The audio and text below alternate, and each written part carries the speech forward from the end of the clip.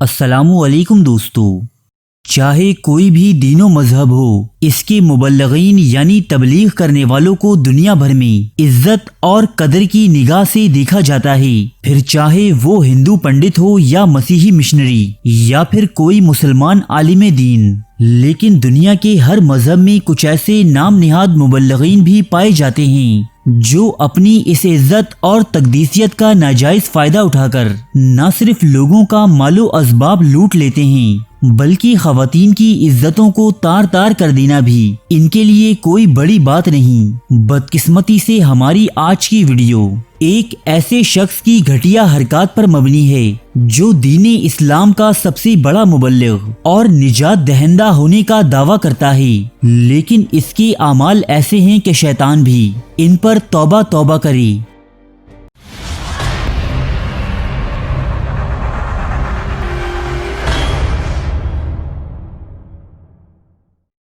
یہ آدمی ہیں ترکی کا مشہور مذہبی مصنف اور روحانی اسکالر عدنان اوکتار، جو ہارون یحییٰ کے کلمی نام سے سائنس اور اسلامی تعلیمات جیسی مضامین پر درجنوں کتابیں لکھ چکا ہے۔ یہ نہ صرف اسلامی کتابیں لکھتا ہے بلکہ ان صاحب کا ایک مذہبی ٹی وی چینل A9 کے نام سے بھی موجود ہے، جہاں یہ بہت ہی مختصر لباس میں ملبوس شوخ و چنچل حسیناؤں کی جھرمٹ میں بیٹھا مذہب سے متعلق ان کے سوالات کا جواب دیتا ہے۔ کہنے کو تو یہ ایک مذہبی چینل ہے، لیکن یہاں مذہب کی آڑ میں کیا گل کھلائے جاتے ہیں یہ آپ اپنی اسکرین پر بخوبی دیکھ سکتے ہیں۔ ان کی کتابوں کے ترجمے دنیا کی بہت سی زبانوں کی طرح اردو میں بھی ہوتے ہیں اور پاکستان میں بھی ان کے چاہنے والوں کی ایک بڑی تعداد رہتی ہے۔ عدنان اوکتار نامی یہ آدمی پہلی مرتبہ 1982 میں سامنے آیا کہ جب اس نے استانبول میں ایک اسلامی تنظیم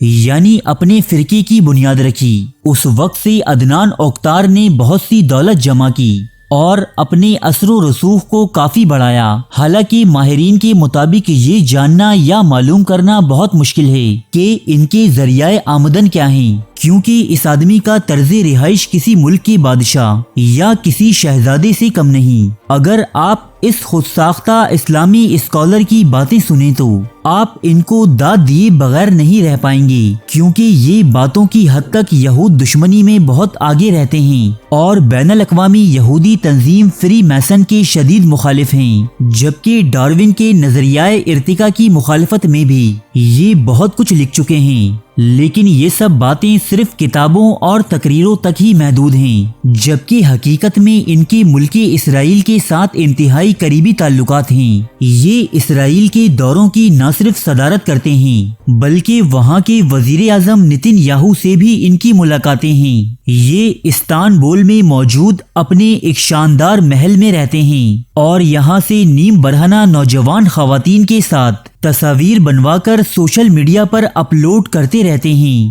عدنان اوکتار کا سب سے متنازع پہلو ان کی خواتین پیروکاروں کی فوج ہے، جو بہت زیادہ ہر سنگھار کرتی ہیں اور کپڑے بہت ہی کم پہنتی ہیں۔ ان خواتین کو عدنان اوکتار کی چلبلی لڑکیوں کا حرم کہا جاتا ہے۔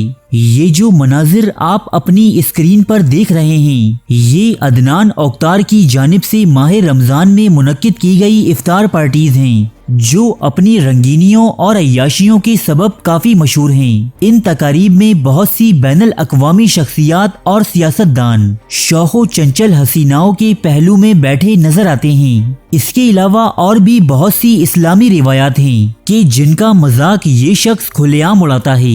عدنان اوکتار کے سابق مریدین کا کہنا ہے کہ ان کے بہت سے ایسے کارندے تھے کہ جن کا کام صرف خوبصورت لڑکیوں کو تلاش کرنا تھا، اور بعد ازاں ان لڑکیوں کی کچھ اس طرح برین واشنگ کی جاتی کہ وہ جنسی غلام بن جاتی۔ انہیں قائل کیا جاتا کہ وہ سیکس کے سیشنز میں شرکت کریں اور پھر ان سیشنز کی تصاویر اور ویڈیو ٹیپ بنائی جاتی تاکہ اگر کوئی خاتون گناہوں کی اس दलदल से निकलने की कोशिश करे तो उसे इन चीजों के जरिए ब्लैकमेल किया जा सके।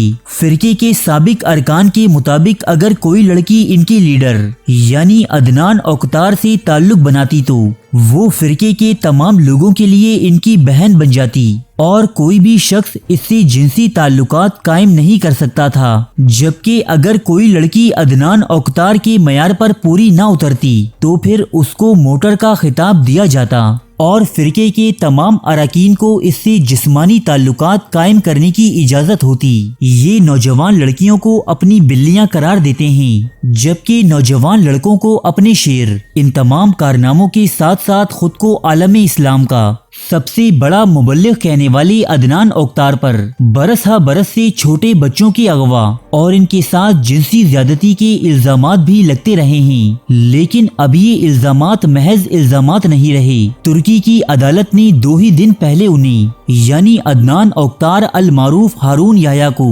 उनके तमाम घिनौने जराइम की सजा के तौर पर 1075 बरस की सजा सुनाई है। जी हाँ दोस्तों, 1075 साल, जो दुनिया में आज तक मिलने वाली लंबी और सख्त तरीन सजाओं में से एक है। अदनान औकतार के जिनसी स्कैंडल्स 90 की दिहाई से ही सामने आ रहे थे, लेकिन ये शख्स हर बार अपनी दौलत और ताल्लुकात के दम पर कानून के शिकंजे से बच निकलता। लेकिन इस मर्तबा इन्हें इनके 200 साथियों के हमरा 2 साल कबल यानी 2018 में गिरफ्तार किया गया। अदनान औकतार को बच्चों के जिनसी इस्तेहसाल, नाबालिग और कम उम्र लड़कियों के जिनसी इस्तेहसाल, हब्से बेजा तशद्दुद, अपनी ज़ेरे असर लोगों को तालीम से महरूम रखने, ज़ाती मालूमात को रिकॉर्ड करने और डराने धमकाने के इल्जामात में मुजरिम करार दिया गया। जबकि इसके साथ साथ इन पर एक संगीन तरीन इल्जाम तुर्की में 2016 में होने वाली फौजी बगावत में मदद फराहम करने का भी था। औकतार ने अदालत में समाअत के दौरान जज के सामने ये एतराफ किया कि उनकी कमोबेश 1000 के करीब गर्लफ्रेंड्स थीं। एक समाअत के दौरान उनका कहना था कि मेरे दिल में खवातीन के लिए मोहब्बत का दरिया बह रहा है। मोहब्बत एक मुसलमान की खूबी है और मुझ में ये खूबी मौजूद है। इनके खिलाफ गवाही देने वालों में बहुत सी कम उम्र लड़कियों के साथ साथ मशहूर तुर्क मॉडल और म्यूजिक आर्टिस्ट आबरू सिमशिक भी शामिल हैं। हजारों मासूम लड़कियों की जिंदगियां जहन्नुम बना देने वाले इस आदमी अदनान औकतार के जराइम इस कदर शदीद और घिनौने थे कि तुर्क अदालत ने इस शख्स को निशाने इबरत बनाने का फैसला किया और आज इसे इसके गिरोह के बहुत से मेंबरान की तरह जेल की सलाखों के पीछे डाल दिया गया है। इसके तमाम असासे तुर्क हुकूमत ने जब्त कर लिए हैं, जबकि इस्तानबुल में वाक़े इस आदमी का महल भी मुनहदिम कर दिया गया है। आज ना तो इसकी दौलत इसके कुछ काम आ सकी और ना ही इसके हजारों मुरीदैन जो इसकी हर गलत बात पर सर तस्लीमे खम करते थे।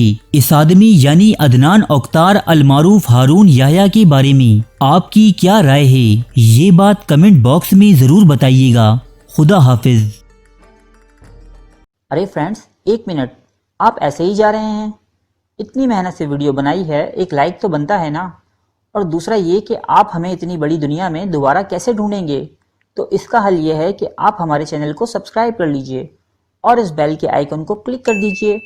इस तरह हमारे आने वाली तमाम वीडियोस आप तक पहुंचती रहेंगी। अरे डरिए मत, ये बिल्कुल फ्री है।